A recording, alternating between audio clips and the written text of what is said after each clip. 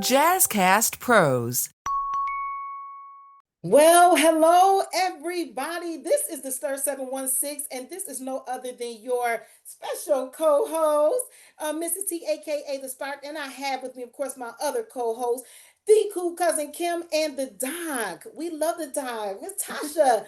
But guess what? This is the month of September. You know, we do a lot of recognition in September. We do Labor Day, it's Constitution Day. We even do Grandparents' Day. We do National Hispanic Day, starts on September Welcome the to the 15th. Stir, Let me tell the you about only one of the most podcast important where days education meets that we conversation. celebrate in This September. is and we Mrs. T, should celebrate, aka and The we Spark, should along honor with it, co-host The that is Doc and our Patriot Day. They cool also cousin call it the Kim. National And we're Day of stirring up Service the issues that and matter most: remembrance to those education, who lost housing, their lives during the healthcare, 2001 food, justice, September and 11th equity. terrorist attacks Grab a right here pen, on grab American a soil. cup, I and know grab a that for spoon, those of us who are because old enough this to remember, is we know The exactly Stir. where we were and exactly what we were doing when that news broke. And I know that I will never forget watching everything unfold on TV, and it just seemed to get worse and worse and worse. And how many of you who are listening, who are watching, would believe that the trauma is still with us, even all of this time later, that people are still sick, people are still dying, and people are still suffering from those that effect of that. So that's why this show is so important, and we have such an important special guest with Yes, us we do. on today. And I know our format looks different to all of our folks that are subscribed. Right now we're in little squares. Normally we're in the studio, but guess what? We had to come this way because this person who we're talking to is not in our immediate area, but he is on our immediate minds and in our hearts. It is the Dr. Miles Travis Boyd Jr. Welcome, welcome, welcome to you, Thank sir. you. Thank you for having me. Yes, Congratulations to all three of you. and he is a special friend of mine, a dear friend of mine for years. I think over 12 years of friendship, over 12 years of. We're talking like 18. Oh, my Ooh. Lord. They're going to have to give me an AARP card soon because we get old. Yeah. I want my discounts and my Medicare, all that. But yes, this is a very special friend of mine. He was born and raised in Harlem. So yes, this is my fellow New York brother. This is my brother in Christ. This is my brother in the work for health equity, in the work for the social determinants of health, work in the ministry, work in the kingdom. And our friendship has just grown over the years. His mother passed in the 9/11 attack. And ever since I met Travis, he has always had a pure heart. I've never seen Travis angry. I've never seen him bitter, never seen him complaining, always giving. Just always a pure heart. And ladies, he is single. Right? Ladies, Listen, he this is. gonna start to be the hookup. The That's right. Okay, the stir. Listen, We stirring it up. Sharon is looking for a first lady, all right? Right. The Dr. Miles Travis Boyd is looking for a first lady. He is senior pastor at a church in the Bronx. So I'm going to go ahead and read his bio for you. So Dr. Miles Travis Boyd Jr. is a native of Harlem, New York. He's the son of Miles Nelson Boyd Sr. and the late Elizabeth Holmes. Rooted in faith, education, and a passion for justice, Dr. Boyd has dedicated his life to preaching the gospel, empowering communities, and uplifting future generations. Dr. Boyd is a proud graduate of Virginia Union University, where he earned a Bachelor of Arts in English in 2011. He continued his theological training at the Samuel D. Whit Proctor School of Theology at Virginia Union, earning his Master of Divinity in 2014. In 2021, he received the Doctor of Ministry in Public Theology with a concentration in social justice from Drew University, reflecting his deep commitment to faith in action and prophetic witness. He is currently continuing his education at Virginia Union University Sidney Lewis School of Business, pursuing an Executive Master of Business Administration (EMBA) degree. Throughout his career, Dr. Boyd has seamlessly merged ministry, advocacy, and education. For 14 years, he served as an advanced placement educator, dean, and testing coordinator across several New York City charter schools, impacting the lives of countless college-bound scholars. Dr. Boyd is the visionary founder of multiple nonprofit organizations, including the Harlem Ministers and Leadership Conference, M. Travis Boyd Ministries, the Elizabeth Holmes Scholarship Foundation, and the Healing Experience. Each of these initiatives exists to serve as a prophetic beacon of hope, healing, and justice, especially for those on the margins of society. In ministry, Dr. Boyd has faithfully served in a number of leadership roles as director and founder of the Virginia Union University Gospel Choir in Richmond, Virginia, pastor of youth and young adults, and assistant to the pastor at South Baptist Church in Richmond, Virginia, under the mentorship of his spiritual father, Reverend Dr. Emery Berry Jr. Minister of Christian Education at Memorial Baptist Church in Harlem, New York, under the leadership of Reverend Renee Washington Gardner.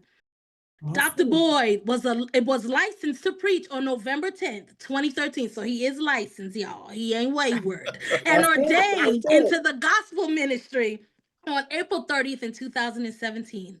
Last but not least, on November 24th, 2024, Dr. Boyd was called to serve as the 5th senior pastor of the historic Sharon Baptist Church in the Bronx, New York, a congregation where his leadership, love for the word, and dedication to community transformation are already making a powerful impact.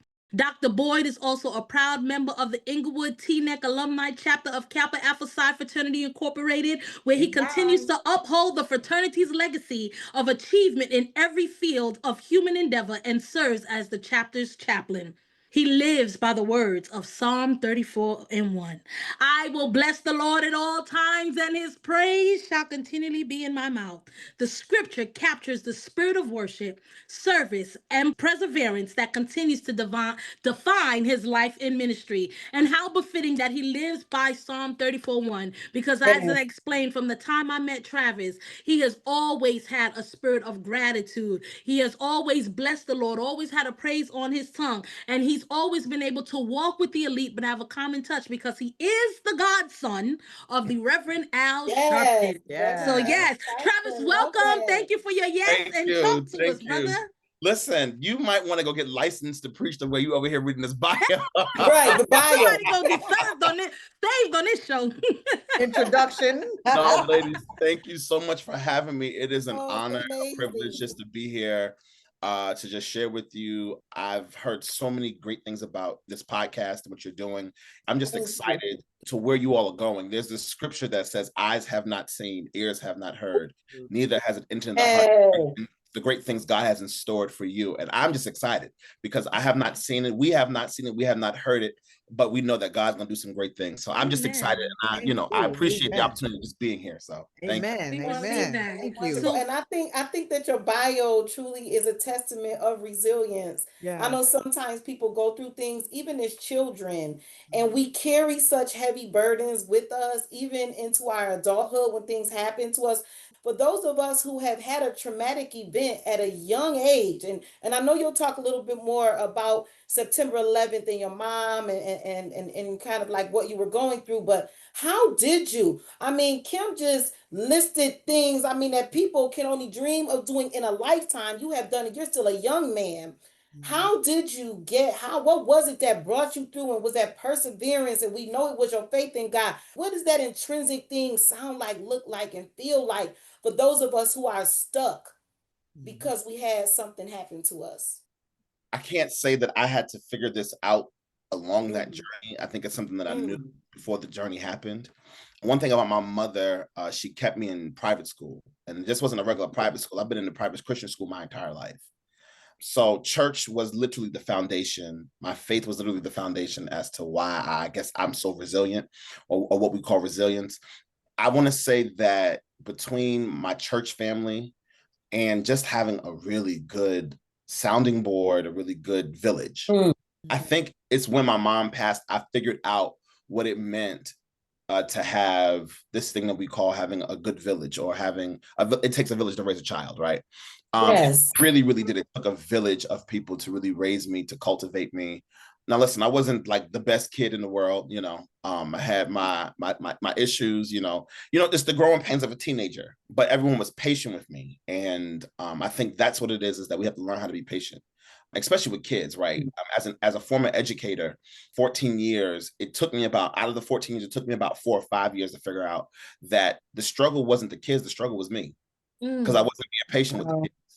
Mm-hmm. And so I had to learn kids are going to always be kids. Whatever school you go to, wherever you go, niece, nephew, they're going to all be kids. It's how you handle these kids, you know, in the process. Because someone had to handle me, you know, a certain kind of way. So I really do believe it's that village that really just was just like a big camaraderie around me that helped me, to push me. No one ever tried to force their dreams on me. People let me figure it out on my own. And then I was also taught how to hear from God too. Yeah. That definitely was, you know, a big thing. And most kids don't know that. You know, they'll think it's their voice or, you know, it's them. And I mean, for years, up until some years ago, I had to figure out like what was that thing that was that was holding me and teaching me, and it was really the voice of God, right? Someone asked me the other day, they said, how do you know the difference between or how do you know when God's talking to you? You know, is it audible? And I said, sometimes it's not audible. I said, people have the different moments and opportunities where God speaks to them. I said, I know my formative years, God speaking to me was in the place of how my aunts treated me and how they loved me, that they cared for me. You know, That's powerful. it was the God in them that showed me that God was real. You know, it was people like Latoya, you know, people like my friend Natasha that I met out in Virginia. Now you know he know me for real because he just called me Latoya. You understand? And here's something powerful about that. Even as we talk about God speaking to us, when someone calls me Latoya, I know that they know me in a deep way. We have a personal relationship. If you call me Kim, you met me at a point in my life that makes me know that you don't know me during the struggle. And it's the same thing with God. When we call him Jehovah Jireh, when we call him our provider, or when we call him Jehovah Nisi, a banner over us, you've experienced him being a banner over you versus just a regular name that you could call him. So I just wanted to have a little church moment with let me just say this to y'all. I know Latoya, and there was some struggling years because she tried to kill me one night. We were in the car, okay? I'm not going to tell that story right now, but I just want y'all to know we've had our moments. And it was we were just silly. We were kids who really loved each other, who really cared about you. We had like this thing in common. We both were from New York, right? And we both were church kids, and we both were trying to figure out life. You know? And when you saw her, you saw me. When you saw me, you saw her. This is still my best friend. It's my best friend. And days, months could go by without calling. And as soon as I pick up, Latoya, what you want? Even with the podcast, I was like, listen, we need you. We want you to come on. 9/11 is coming up and we would love to have you here. So, yep. But Travis, you mentioned something powerful before I asked my question, that kids, you had to learn that the problem wasn't the kids. The problem was you not being patient with them, right? And that kids will be kids no matter who they are or where they are. And that's something very powerful for anyone in the education system listening, especially when you look at the racial dynamic and the systemic racism within schools with kids. And just seeing that the trauma that you even experienced, right, with as you go into it is very powerful as you begin to tell your story, not knowing where your mom was leading up to days after it, coming home, not knowing what happened to your mom. And then you look at the traumas that happen to other African American kids, whether they're experiencing a divorce in the home or whether they experience abuse in the home, and they're not given the same grace, the same empathy, right? The same post-traumatic stress disorder that are often attributed or given to our counterparts or white children. And so we realize that even in the education system, what we may call oppositional defiant disorder, what we may call ADHD, what we may call a learning disability is straight out trauma. And it's incumbent upon the teachers to now be patient with those children. So with that being said, Travis, take us back to that day. Take us back to 12, was it 12-year-old Travis? 12 years old. Take us back to 12-year-old Travis. What that day looked like for you when you woke up that morning, when you went to school, down to that evening, and walk us through to Dr. Miles Travis Boyd today. Absolutely. I think Tasha made a great point. It's a day that we would never forget, right? We all knew where we were, what we were doing, how the day kind of orchestrated. I'll say this. I spoke to my mom. I saw my mom that Sunday before, and I spoke to her that Monday. So to lead up to like the context as to why I was where I was. So every summer, my mom would send me down south with my aunts and my cousins. And then when I would come back at the end of August, I would go to my aunt's house downtown, my Aunt Vivian. Her son and her daughter were all around the same age. And because we were in Christian school, we started like 2 weeks later than regular public school. So I was determined to, stay close with my cousins, for as long as I possibly could until I couldn't anymore, until I had to go home, of course. But I'll never forget, I was laying on the couch that day, and I was asleep on my aunt's couch downtown, and my uncle yelled from the back room, Trav, wake up. And I'm like, what's up? And he was like, call your mother. He said, something happened with the towers downtown, call your mother. So I immediately turned the TV on. I see like all this chaos just downtown. It's just like people just running, there's smoke everywhere. So I pick up the phone.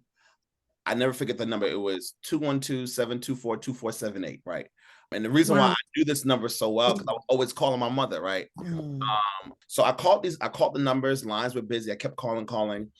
So I said, the phone's not answering, I don't know what's going on, it's busy. So we turned the TV, then the second plane hits the second tower, which was ironic. My mother was in the second tower on the 84th floor. And anyone has done any history on the tower and in the place in which it was hit between the 79th and 84th floor. And so, I'm confused, but, I didn't think nothing of it. I knew that when the towers were bombed in the 90s, my mother worked there. I was in, I believe, kindergarten or first grade. She picked me up, took me home. It was an awkward day because she was very silent, but I also realized too, she was trying to process what she had gone through. So I figured the same thing was going to happen. She would, come uptown, or you should go home. We see her there, and, it was all good. But my uncle took me and my cousin Marcus to the roof. And we lived on the corner of 61st and Amsterdam in the projects. Well, that's where my aunt had the apartment at. And went uptown, and it seemed like out of nowhere, it was standstill traffic. And it was like a rush of people just walking. It felt so awkward and weird because although the horns were honking really loud, it was quiet. Wow. It was really quiet. And I'm like, what's going on? So this other guy comes up on the roof, and the guy's like, oh, it must be a terrorist attack. And so I looked at my cousin Marcus. I'm like, yo, what's a terrorist attack? And he was like, it's when people kill themselves for what they believe, or kill to hurt other people, basically. And I was just like, oh, wow, I never heard of that before. So, at 12, you don't know, all I know is mom's coming home. Right. So my uncle, he takes us to go get some, I don't know if y'all remember the Blimpies. Oh, yeah. So he took us to Blimpies, and, we ate or whatever the case is. We came back upstairs. Still no communication, right? The towers had fallen. Okay. It's played all over the news. So my uncle's like, well, let's go downstairs and wait for your aunt to come home. We're downstairs on the corner. Now, at this point, there's a massive amount of people coming up Amsterdam Avenue. And this time, it seems like they go from being like clean to dirty. And not to cut you off, Travis, a lot of people don't know that Harlem is Manhattan. So for those of y'all listening, when he's saying downtown, uptown, it's because that's Manhattan. When you hit a certain part, they call it Harlem. When you hit a certain part, it's Manhattan. The funny thing is, my aunt lived across the street from Lincoln Center on 61st Street. So, but we still, my mom and I lived in Harlem. So I was closer downtown to my mom than I was, home. And I never forget my aunt. I turned to the right, and my aunt's walking up the block. My Aunt Vivian. And she's covered in all this soot. It's like a white ghost just walking up the street. And she's just crying and crying. I'm like, whoa, there go Auntie Vivian. We see her walk and sit in the back. And so my uncle's like, Vivian, what's up? Like, what happened? And she's like, I don't want to go upstairs. They're going to bomb the buildings. They're going to bomb the buildings. She says, all the buildings get bombed in New York City. So she says, my uncle says, Vivian, what are you talking about? Like, come on, let's go upstairs. So we sat to get her calm. And she said, all I could think of was my sister. I don't know where my sister is. She says, I went to go look for her. She says, but the people wouldn't let me. So my aunt tells the story how when she saw the plane go in the first tower, my mom calls her. And my mom says that, she's yelling like, Vivian, these people, this plane with this tower there, the people are falling out the building, they're jumping, like, what do I do? So my aunt was like, get your things and leave. My godmother, who worked with my mother on the same floor, tells the story how my mother went from one side of the building to the next to go get her, and said, Estlin, let's go. We gotta get out of here. And when they walked to the staircase, Estlin says that my mother says to her, "Hey, I have to go to my desk and get my purse. I'll meet you downstairs." My Aunt Essence said she got to the 79th floor. She said it was the most gruesome thing she had ever seen. She said that people were in the elevator. They had went to the bathroom on themselves. People were throwing up. People were passing out, having heart attacks. They were hyperventilating. She says as they were coming up, the police officers and the firemen were going up, and they kept saying, "Oh, everything is fine. Just go back to your office." People were going back in the building because no one thought that the second plane would fall the way, or hit the way it did. And my Aunt Esther said when she got to the 79th floor, and anyone who knows anything about the World Trade Center, you can only take one elevator to one floor, and you have to walk over and then take it up to the next floors. Yeah. Correct. So she got to the 79th floor, took the elevator down. She says by the time she got to the 3rd floor, she heard the cable snap. And they dropped from the 3rd floor to the 1st floor. She said Now pause. People wonder why us people from New York don't mess with elevators. We don't bang with elevators. I will walk to heaven. Not I'm walking to heaven. Oh my goodness. But it's a fact. Like elevators is not something we play on. I remember we used to jump on the elevators and they would get stuck. It's nothing that we play with, right? So my Aunt Esther said they dropped. She said the few of them were hurt because there was a few of them in there. She said, but what saved her life was this man had a crutch. He was on crutches. And she said he pried the door open and someone helped him out of the elevator. She said, and when she walked out of the building to go outside, she noticed that the building was falling behind her. And she said all she had to do, she said she ran for her life. And she said, oh my God, Liz is still upstairs. It's probably a guilt that she walks around with every day, knowing that her best friend, that she left her best friend, upstairs. It wasn't her fault, but anyone knows a Black woman, she don't leave her purse nowhere. Right. Her whole life is in her purse, her keys, her Social Security card, everything, my medical cards, everything was in a purse, home, everything was there. So my aunt, to fast track my aunt, we get her upstairs or what have you. And my aunt said, I spoke to Liz. I told her to get out the building, So my uncle says, well, we know Liz. Liz is a fighter. She got out on her way home. So we called, no answer. So we figured, she might have been stuck, either in traffic or might have gotten injured, at the hospital. So we said, we'll wait till the morning and give her a call. Maybe, she went home, and she showered, went to sleep. Anyone who knows my mother knew that my mother was a beautiful woman, just weird, okay? My mother was the type, she would eat the Quaker oats out of the container with a cup, and she would eat the dry oats just like that watching the news, right? And I'm like, Mom, what is this? And then, I learned that, Black women suffer from anemia and different things, so it was a way for her, to deal with that or whatever. Pica. Pica. Eating ice, oatmeal, starch. Yeah. So we figured, she might have been asleep, took a shower, went home, or whatever the case is. So the next morning we called, no answer. So we went uptown, and the apartment was the most airiest feeling I'd ever felt in my life. It just so uptown, your house, you and your mom's apartment. Okay. Wow. It was the most airiest feeling in the world. It didn't even feel like home. It was and you could just tell something was off. My great aunt called from South Carolina. She next month, in 2 months, she'll turn 95. But she called and she said, if Liz doesn't come home tonight, that means she's not alive. Wow. He said, why would you say that? And she says, I know what the spirit is telling me. Wow. So we canvassed the block. We asked the people, on the block. Because my church that I grew up in, Sharon Baptist, the church was right across the street from where we lived. And everyone knew who we were on the block. It was like, there's just no secret of that. So we asked the lady in the laundromat, we asked Miss Arthurina, who the florist, we asked the African who owns a clothing store. He's made clothes for my mom.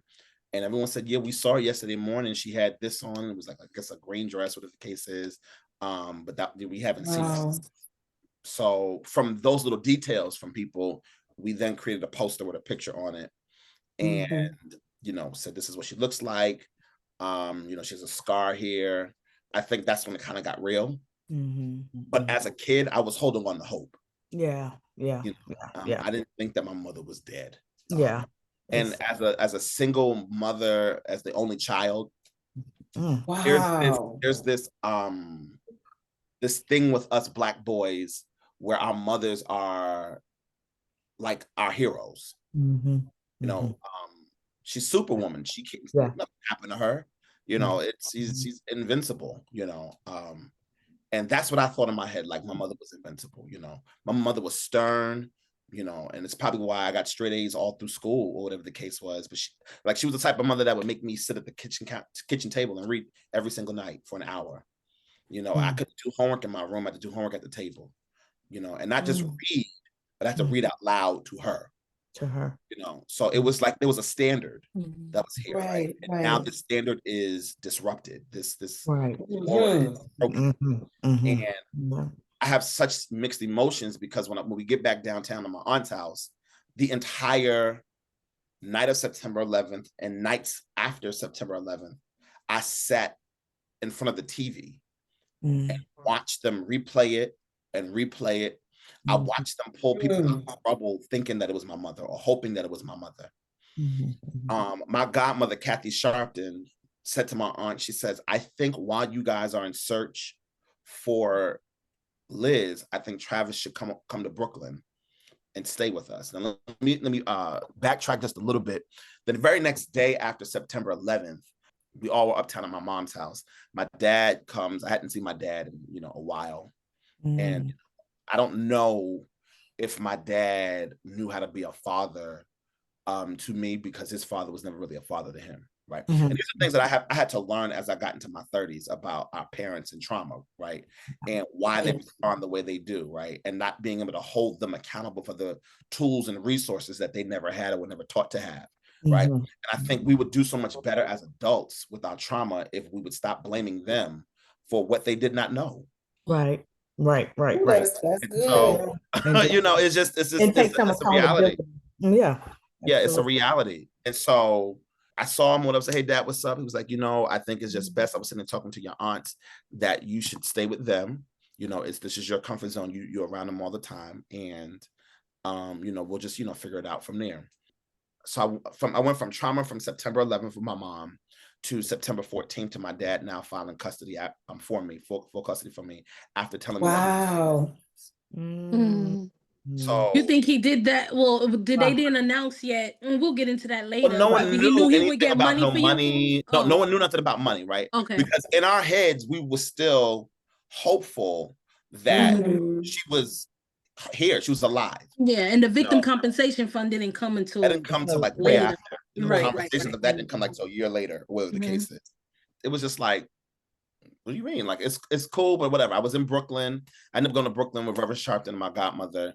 Now here it is. I want to make this disclaimer because people think that the Sharptons were my saviors or my saving grace in this moment. Not realizing that this woman was a part of my life. Kathy Sharpton was part of my life way before my mother passed away. Right. Years. Tell the truth, shame the devil. Come on. Yeah, seriously, she's the one who introduced me to the arts. She's the one who took me to my first play on Broadway. She was the one who introduced me to Ashford and Simpson.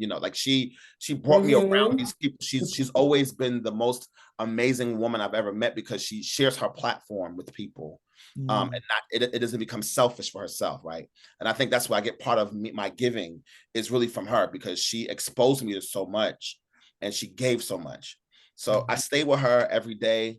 The phone would ring. I thought it was my mom. It wasn't. Watch the news thinking that and she didn't. I don't even think she knew how to be there for me outside of just saying, we're going to find the Travis. It's going to be all right.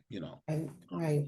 She saw the hope and glimmer in my eye. And I often think about, I never really asked her this. Maybe I should, but she has 2 daughters, but she never had a son. And I don't know if I can just imagine. And I kind of watched her heartbreak for me. Because of what I was going through, right? It's the difference between being 6 and 7 years old, and processing the death of a parent differently than at 12 years old, where you're a little more developed. Right. And this is like the transformation of your life. Yeah. So we went weeks. And then I'll get a call from this hospital in New Jersey. And the hospital says to us, hey, we found Elizabeth Holmes. Oh my goodness. Everyone's just like happy. Oh my God, we found her. So they rushed to Jersey to go get her. And it was an Asian woman. Wow. We're going to pause right here, but the story is far from over. In our next episode, Dr. Boyd takes us even deeper, opening up about the call that changed his life forever. You don't want to miss it. Join us, the Stir 716, for part 2 of this powerful conversation. This is Mrs. T, aka The Spark, along with co-host The Doc and our cool cousin Kim. Subscribe to the Stir 716 on the Jazzcast Pros Network, available on all major platforms. New episodes released the second and fourth Tuesday of every month. And remember, the Stir 716, where education meets conversation.